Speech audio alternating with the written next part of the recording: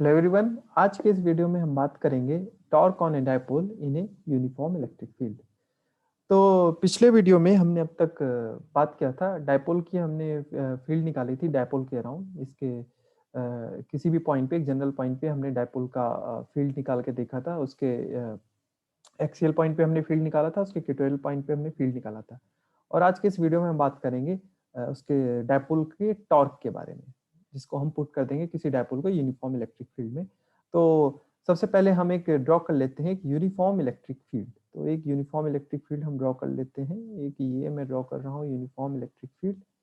और अगला vector draw कर लेते हैं, ये कुछ इस तरीके से। ये कुछ फील्ड हम ड्रॉ कर रहे हैं। ये हमने ड्रॉ कर ली एक यूनिफॉर्म इलेक्ट्रिक फील्ड। तो इस यूनिफॉर्म इलेक्ट्रिक फील्ड में हम एक डायपोल पुट कर देते हैं। तो अब हम एक डायपोल बना लेते हैं। ये हमने बना लिया एक डायपोल, और ये डायपोल में हम पुट कर देते हैं चार्जेस।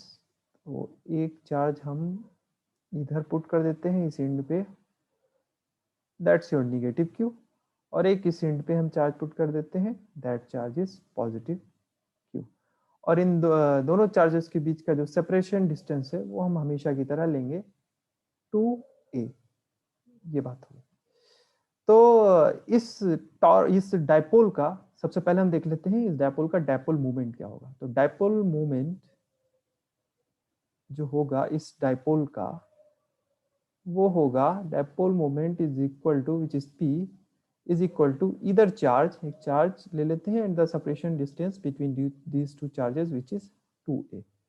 तो ये मैग्नीट्यूड हो गया डायपोल मोमेंट। अगर हम डायरेक्शन की बात करें तो डायरेक्शन हम इसमें चूज करते हैं निगेटिव टू पॉजिटिव। तो ये हो गई डायपोल मोमेंट की कुछ direction which is negative to positive. ठीक है।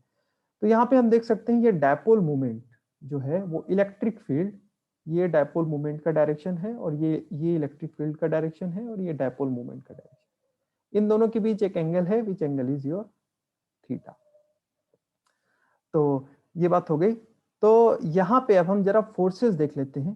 चार्जेस पे क्या क्या फोर्सेस लग रहे हैं, है ना। जो मेन फिजिक्स है यहाँ पे वो यही है कि हमें जरा पहले इस पे नेट फोर्स देखना है, इस डायपोल पे कितना लग रहा है। तो हम यहाँ पे देख सकते हैं जो पॉजिटिव क्यू जो चार्ज है उस पे जो फोर्स लग रहा है वो आपका कुछ ये फोर्स लग रहा है इतना, which is F of plus Q. ठीक है। और निगेटिव चार्ज पे जो फोर्स लग रहा है वो इतना ही फोर्स लग रहा है, which is minus Q E, but in opposite direction. यानी इलेक्ट्रिक फील्ड के जो माइनस क्यू का जो फोर्स है वो इलेक्ट्रिक फील्ड के अपोजिट डायरेक्शन में है, जो प्लस क्यू का जो फोर्स है वो आपका अलोंग द फील्ड डायरेक्शन है। तो इसको जरा हम देख लेते हैं। Force on positive Q charge due to electric field E. तो ये फोर्स देख लेते हैं हम, that force is your plus Q E. इतना फोर्स इस पे लग रहा है। और जरा हम देख लेते हैं फोर्स ऑन निगेटिव चार्ज, ना, negative charge due to field E. तो ये फोर्स हो गया हमारा माइनस क्यू ई। सो जो नेट फोर्स हो गया, net force is the sum of these two forces. हम देख सकते हैं ये दोनों फोर्सेज अपोजिट हैं और मैग्नीट्यूड में सेम है। तो ये plus Q E and this minus QE will get cancel out and net force is your zero। तो यहाँ पे नेट फोर्स जो है वो हम देख सकते हैं ये जीरो आया है हमारा। इसका मतलब ये हुआ कि there is no translation motion due to this electric field on dipole. Dipole कोई ट्रांसलेशन मोशन नहीं करेगा, पर ये दोनों फोर्स का जो लाइन ऑफ एक्शन है वो डिफरेंट है ना। यानी एक फोर्स जिस लाइन पे है वो ये पॉइंट है, और एक फोर्स ये पॉइंट है। तो जब लाइन ऑफ एक्शन यानी इस फोर्सेस का डिफरेंट होता है तो उस केसेस में ये दोनों फोर्स कपल ऑफ फोर्सेस की तरह एक्ट करेंगे, and these two forces try to rotate this dipole in anti clockwise direction. And और यहाँ पे जब कपल ऑफ फोर्स एक्ट होते हैं, then this couple of force actually form torque. ये टॉर्क फॉर्म करेंगे। यानी इस डायपोल का जो टॉर्क होगा that will not actually zero. Force इसका जीरो है ना, नेट फोर्स जीरो है, पर ये दोनों इनका लाइन अलग होने की वजह से ये एक टॉर्क प्रोड्यूस करेंगे, यानी ये डायपोल अपने एक्सिस पे रोटेट कर जाएगा। किस टाइप रोटेट करेगा, यानी ये जो इलेक्ट्रिक फील्ड है ये इस डायपोल को कोशिश करेगी कि ये अपनी फील्ड के अलाउंग इसको रोटेट कर दे। ठीक है, तो यहाँ पे बात आती है टॉर्क की। तो टॉर्क हम कैसे डिफाइन कर सकते हैं इस डायपोल का? तो टॉर्क डिफाइन करने के लिए हमने पहले पढ़ रखा है अपनी 11th क्लास में कि जो टॉर्क हम डिफाइन करते हैं, torque is nothing but it's, हम दोनों में से कोई एक चार्ज ले लेते हैं, either force, not charge, either force into the perpendicular distance between these two forces. तो यहाँ पे फोर्स हम ले लेते हैं, फोर्स है हमारा QE और इनटू परपेंडिकुलर डिस्टेंस। अब देखें ये एंगल जो बना रहा है डायपोल मूवमेंट का जो डायरेक्शन है वो एंगल बना रहा है ये टॉर्क का इलेक्ट्रिक फील्ड के साथ, दैट इज थीटा। और ये हाइपोटेनस का जो डिस्टेंस है हमारा 2a है, तो इसका जो दो कंपोनेंट बनेंगे हॉरिजॉन्टल एंड वर्टिकल। तो वर्टिकल का जो कंपोनेंट होगा यानी ये जो वैल्यू होगी that is 2a sin theta. यही तो डिस्टेंस है हमारी दोनों फोर्सेस के बीच की। सो ये परपेंडिकुलर डिस्टेंस हो गई हमारी, that is 2a sin of theta. तो इसको अगर हम थोड़ा सा रीअरेंज कर दें, so we can write this expression as q into 2a into e sin theta.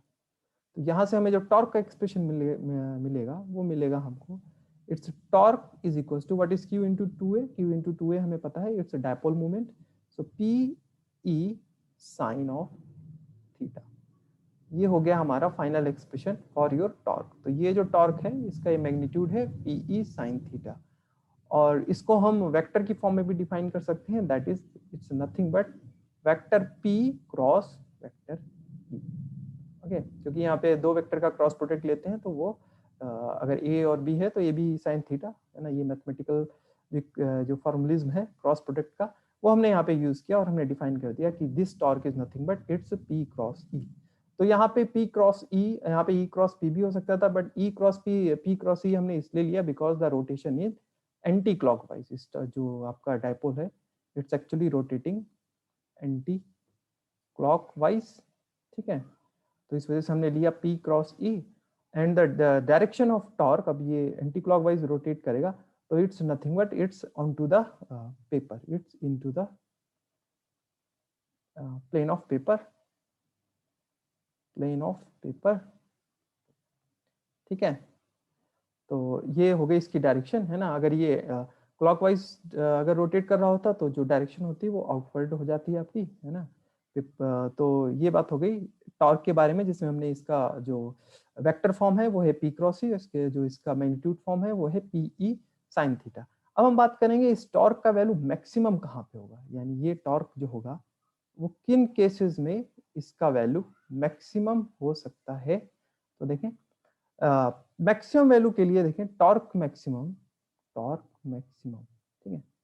तो मैक्सिमम वैल्यू के लिए क्या कंडीशन है कि ये जो टॉर्क है आपका, ये थीटा की वैल्यू अगर π/2 हो जाती है, यानी ये जो आपका डायपोल है ये आपका परपेंडिकुलरली इलेक्ट्रिक फील्ड के हो जाता है। ठीक है, तो इस केस में ये हमने लिया नेगेटिव और ये पॉजिटिव, ये हो गया परपेंडिकुलर टू इलेक्ट्रिक फील्ड। तो इस केस में हमारा जो थीटा हो गया दैट इज π/2, तो PE sin π/2 which is nothing but maximum torque जो एक्सपीरियंस करेगा ये dipole, it's P into E, यानी dipole moment into electric field.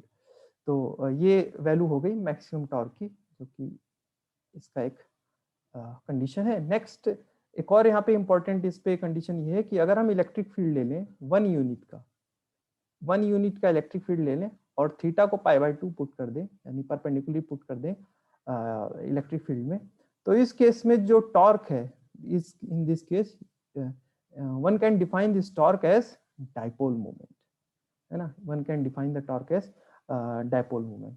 सो ये डायपोल मोमेंट को आप ऐसे भी डिफाइन कर सकते हैं कि आप किसी डायपोल को परपेंडिकुलरली यूनिट इलेक्ट्रिक फील्ड में अगर रख दें तो उस केस में जो टॉर्क होगा dipole moment can also be defined as torque of the dipole. तो यहाँ पे हमने बात कर ली, ये सारे इंपॉर्टेंट पॉइंट हमने डिस्कस कर लिए टॉर्क से रिलेटेड। तो ये था आज का वीडियो। इस वीडियो से रिलेटेड कोई भी क्वेरी हो, कमेंट हो, उसको जरूर बताएं। And thanks for watching this video. Thank you.